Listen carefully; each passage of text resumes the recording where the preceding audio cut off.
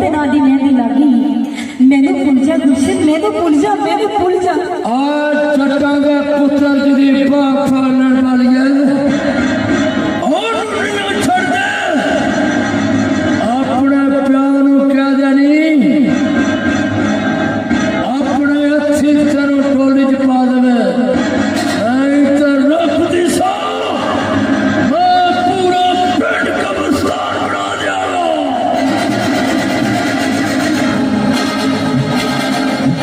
पर मैं अपने माँ बाप के फैसले के हाथों मजबूर हूँ मजबूर नहीं पर तू की करेगा मैं वो कहूँगा जो सारी दुनिया वेखेगी चांदी चांदी तू टोली मेरी प्रणय पाली है तेरा प्यो ने तेन किसी और की टोली पाने की कोशिश की